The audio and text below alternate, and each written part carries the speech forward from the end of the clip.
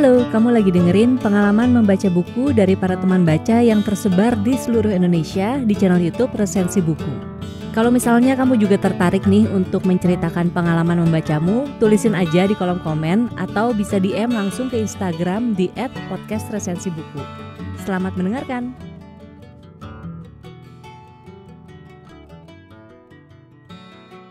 Halo teman-teman, apa kabar semua? Semoga dalam kondisi sehat dan selalu dalam lindungan yang maha kuasa ya. Perkenalkan, nama aku Umi Azizah, dan pada kesempatan kali ini aku akan mengulas buku berjudul Grit, Kekuatan Passion dan Kegigihan. Buku ini ditulis oleh Angela Duckworth, profesor psikologi di University of Pennsylvania. Cetakan pertama dalam bahasa Indonesia diterbitkan oleh penerbit Gramedia Pustaka Utama pada bulan Februari 2018.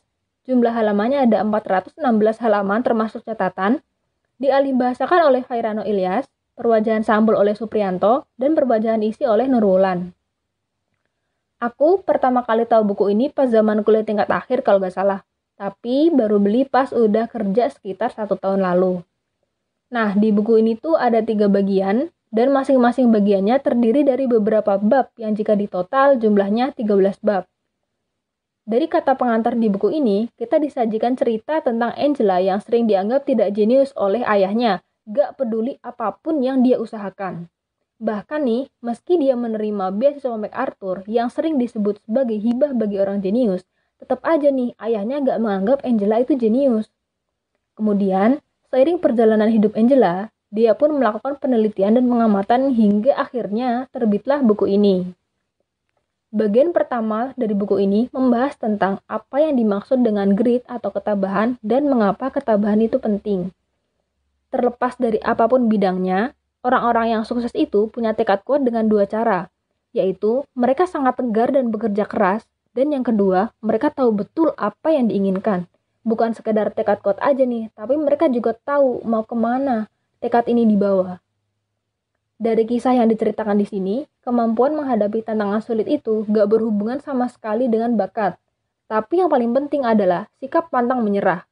Bakat kita itu memang satu hal, tapi hal yang kita lakukan terhadap bakat itu adalah hal lain. Salah satu contoh di sini diceritakan, ada seorang murid bernama David. David ini sosok murid yang pendiam tapi jago matematika. Nah, Angela sebagai gurunya saat itu berinisiatif memindahkannya ke kelas akselerasi karena kemampuannya tersebut. Tapi, ternyata David kesulitan dan bahkan sampai pernah mendapatkan nilai D, padahal biasanya dia mendapatkan nilai A terus.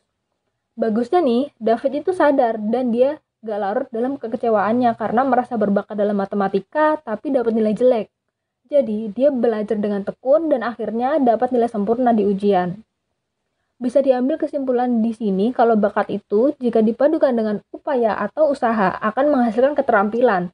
Kemudian jika keterampilan itu dipadukan lagi dengan upaya, maka barulah menjadi sebuah prestasi. Di buku ini juga mencantumkan grit scale atau skala ketabahan.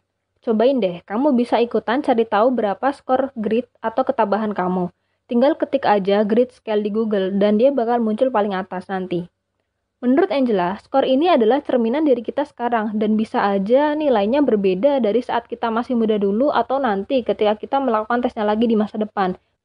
Oke, lalu masuk ke bagian kedua tentang menumbuhkan ketabahan dari dalam keluar. Ada 4 faktor yang bisa dilatih untuk menumbuhkan grit dari dalam diri kita sendiri.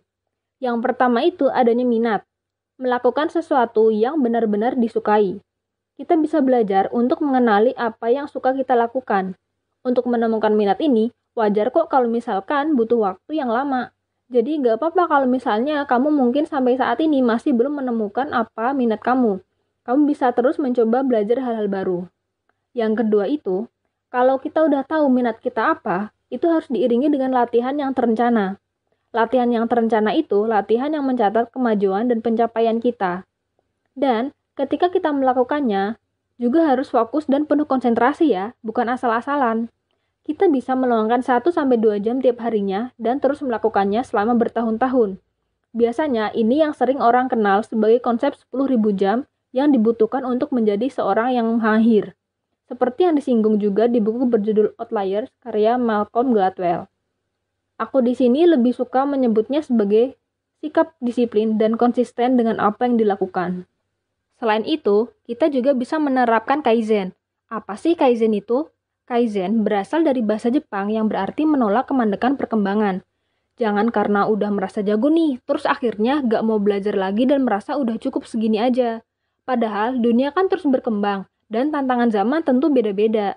Karena itulah kita perlu terus upgrade skill dari minat yang kita miliki. Yang ketiga, adanya tujuan dari setiap pekerjaan yang kita lakukan membuat kita bisa memahami dan lebih gigih dalam mengerjakan sesuatu tersebut. Kita harus punya strong why. Dan tujuan itu nggak hanya untuk memuaskan diri sendiri ya, tapi juga untuk bisa berkontribusi ke sesama, mulai dari lingkaran terkecil kita seperti keluarga, bahkan sampai ke masyarakat luas. Yang tak kalah penting dari 3 hal di atas adalah keyakinan bahwa harapan masa depan akan lebih baik. Harapan yang bisa membuat kita bangkit lagi meski udah jatuh berkali-kali. Orang yang optimis itu dia berpikiran bahwa masalah ini cuma sementara dan mereka berusaha mencari solusi dan jalan keluarnya. Bagian ketiga atau yang terakhir yaitu membahas tentang bagaimana menumbuhkan grit dari luar ke dalam. Di sini ada sedikit pembahasan terkait pola asuh ya, tentang bagaimana pentingnya didikan dan dukungan orang tua dalam mengembangkan grit dalam diri sang anak. Grit ini bisa tumbuh jika kita berada di lingkungan yang tepat juga. Orang tua misalnya bisa mencari aktivitas yang diminati anak sekaligus menantang bagi anaknya. Di kesimpulan, Angela mengatakan bahwa salah satu cara untuk berpikir tentang grit adalah dengan memahami hubungannya dengan karakter lain.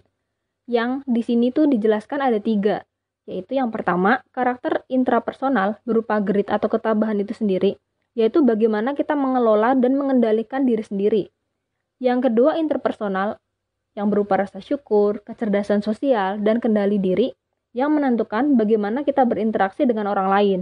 Dan yang ketiga, intelektual, berupa rasa ingin tahu dan animo, yang menentukan bagaimana kita memadukan pendapat dan ide-ide.